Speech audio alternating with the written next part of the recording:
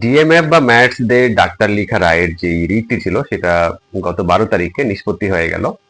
তো এখন থেকে জাস্ট হচ্ছে এমবিবিএস বিডিএস রা মানে পূর্বের আইন যেটা ছিল Bangladesh medical and dental council 2010 সালের যে আইনটা ছিল সেটার সেকশন 29 যেটা উল্লেখ আছে যে এমবিবিএস আর বিডিএস ছাড়া কেউই নামের আগে ডাক্তার লিখতে পারবে না। তো এখানে একটা ব্যাপার পরিষ্কার হয়ে গেল যে তারা আর ডাক্তার লিখতে পারছে না, কোনোভাবেই আর ডাক্তার লিখার মানে স্বীকৃতিটা তারা পাবে না। ঠিক আছে?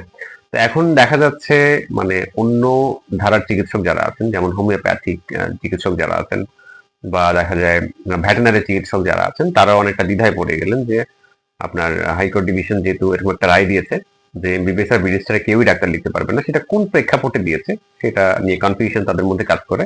তো এখানে মানে সব কথার শেষ কথা হচ্ছে যে মানে ঘাবড়ানোর প্রয়োজন নাই, কারণ এখানে এটা শুধু অ্যালোপ্যাথির ক্ষেত্রেই হচ্ছে আপনার মানে বলা হয়েছে।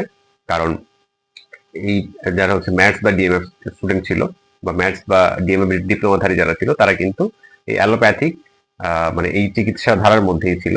তো দ্যাটস ওয়াই তাদের মধ্যে জাস্ট হচ্ছে ডাক্তার লিখবে এমবিবিএস আর বিডিএস টা, কিন্তু হোমিওপ্যাথ যারা আছেন আর তারা হচ্ছে বাংলাদেশ হোমিওপ্যাথিক যে শিক্ষা যে আইনটা আছে 2023 সালে যেটা পাশ হয়েছে সেটার সেকশন 13 ডেফিনেশন ক্লজে উল্লেখই আছে যে এটা যারা হচ্ছে যে এই ডিগ্রিটা কমপ্লিট করবেন বা ডিপ্লোমা কমপ্লিট করবেন তারা কিন্তু ডাক্তার লিখতে পারবেন। সেম ভাবে যারা ভেটেনারি কাউন্সিল থেকে আপনার ভেটেনারি বা ডিভিএম পাস করছেন তারাও কিন্তু ডাক্তার লিখতে পারবেন। তো তাদের ক্ষেত্রে কিন্তু এই ডিএমডিসি আইন কোনো বাধা নয়।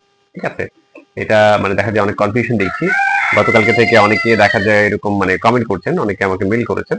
তো এটা নিয়ে আসলে ভয় পাওয়ার কারণ নেই, কারণ হোমিওপ্যাথির জন্য আলাদা আইন আছে, ভেটেনারি কাউন্সিলের জন্য আলাদা আইন আছে। তো তারা তাদের আইন ফলো করে কিন্তু ডাক্তার লিখতে পারবে। ঠিক আছে? ধন্যবাদ।